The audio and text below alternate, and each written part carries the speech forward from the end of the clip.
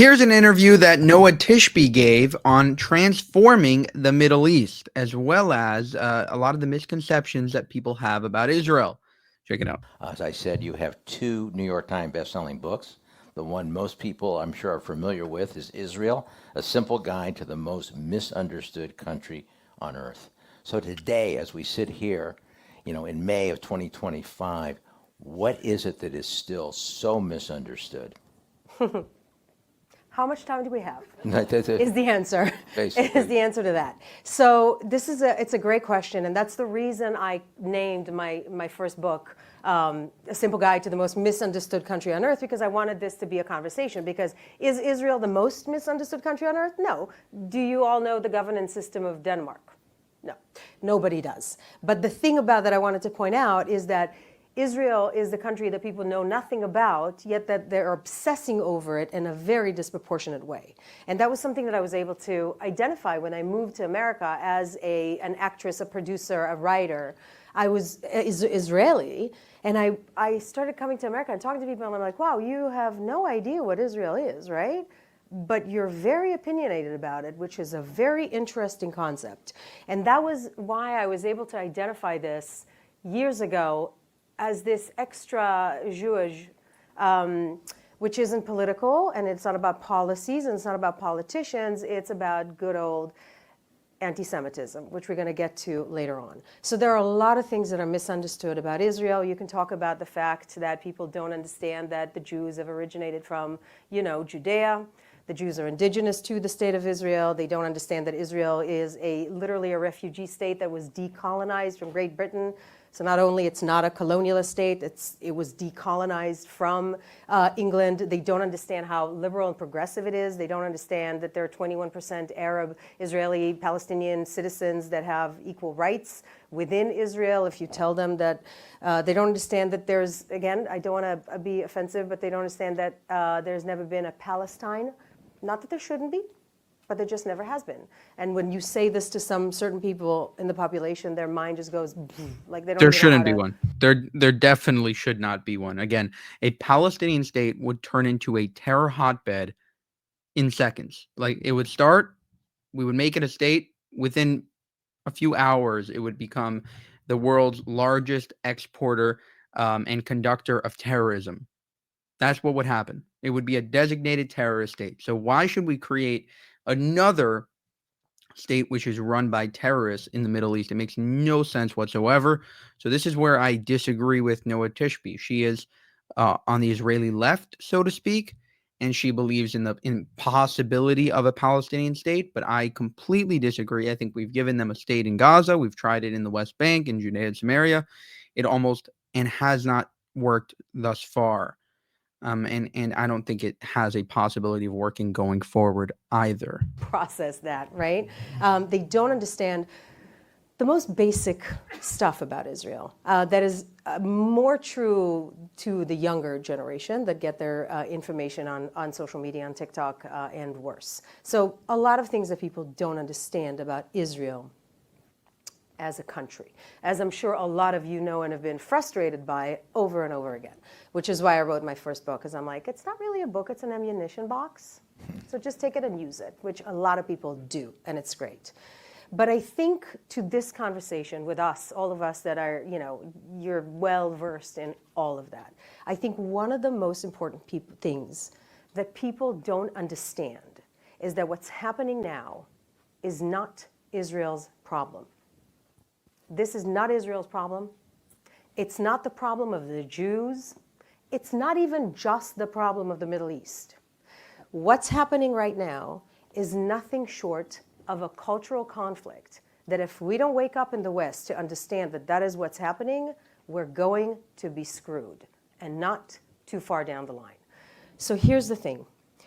Israel is on the front line of a worldwide fight, right?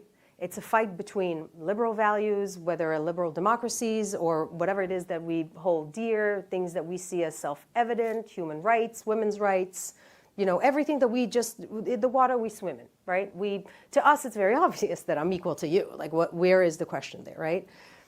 When I moved here as a progressive Israeli, I was very surprised and disheartened to see that a lot of Americans don't understand the culture in the Middle East. And they superimpose what it is that they think of American culture into the Middle East, thinking that it's the same.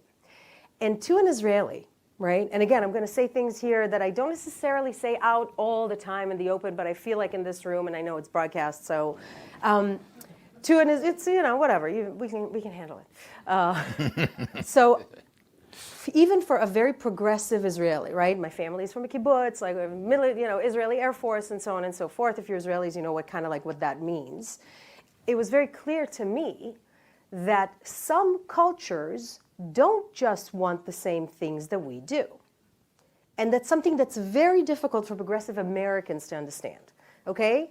So knowing what the Middle East is, I understood that there's a bigger problem here, and that problem is called jihadism.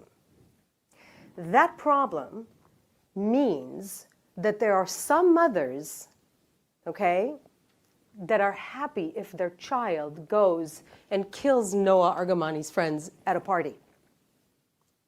It's a good thing. It's a celebratory thing. And if their son gets killed doing that, that's a great thing to celebrate. That is a realization that we need to understand this in America, okay? We need to understand that that is the kind of culture that we're dealing with. And it's not a culture that can be appeased by land or by any, there's no two-state solution conversation happening around that culture.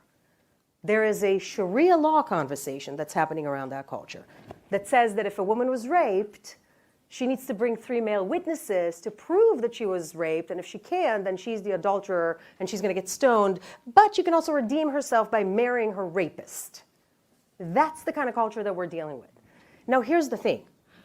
I refuse to partake in people that are gaslighting you, saying that you're Islamophobic if you say that.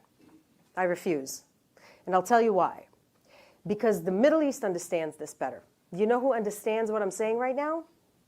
Saudis, exactly. The Jordanians. Any country in the Middle East that outlawed the Muslim Brotherhood, that outlawed Al Jazeera to some extent, that understands that that culture is dangerous for them too. And there are a lot of countries in the Middle East that understand this. So, and that particular culture is also not interested in Israel. They're interested in Belfast and in Los Angeles and anywhere and everywhere. That's the mindset. So when you talk about what's misunderstood about Israel, yeah, obviously people don't understand anything about Israel, right? We know this. But if you zoom out of it, the bigger problem here is that we have not communicated properly to the masses that this is their problem too. And by doing that, we're leaving the progressives and the women and the LGBTQ plus community of the Arab world in the Middle East, we're leaving them out and hanging them out to dry. Okay? So that is the one thing that I want people to really get, and it's something that we need to take on as a educational, like super important thing to educate the public. There is an entire region that needs to be transformed. It needs to be transformed from the inside out. And sadly, right now, what we're seeing is that that particular culture has more fans and supporters on college campuses in America than it does in the Middle East. And that is something that is on each and every one of us. Brilliant. So, Thank you.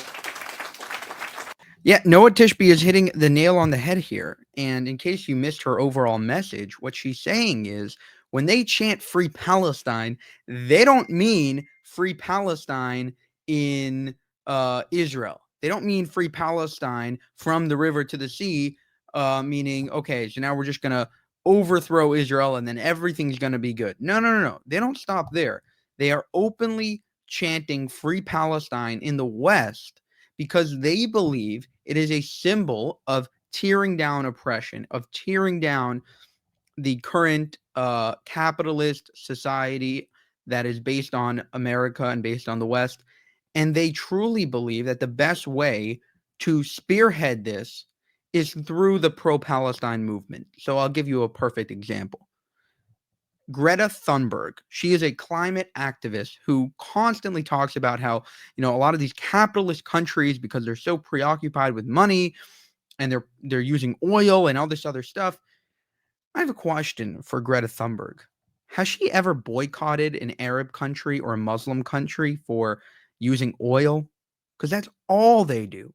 They are the greatest exporters of oil of any other actors in the world. They are the number one so-called, I guess because they're so small, they're not necessarily contributing to so much of the so-called pollution of the climate. But the point is, they are, based on their size, percentage-wise, they are doing way more to supposedly harm the environment. Now, I'm not a big environmentalist. I'm not an expert on this. But they, according to her ideology, should be boycotted against more than any other country. Has she ever gone and said, oh, these Arab countries are terrible for using all this oil? Has she ever gone and, criticized Saudi Arabia? Has she ever gone and criticized Qatar? No, don't criticize them. But instead, she decides to criticize America, to criticize Israel, to criticize lots of European countries, because again, it has zero to do, and she joined the Free Palestine, pro-Palestine movement because it has zero to do with the actual cause and much more so to do with tearing down Western civilization. She now doesn't even talk about the climate. She now has jumped on this Free Palestine train, and now everything she talks about is geared towards that because she feels like that is the most effective way to combat the West.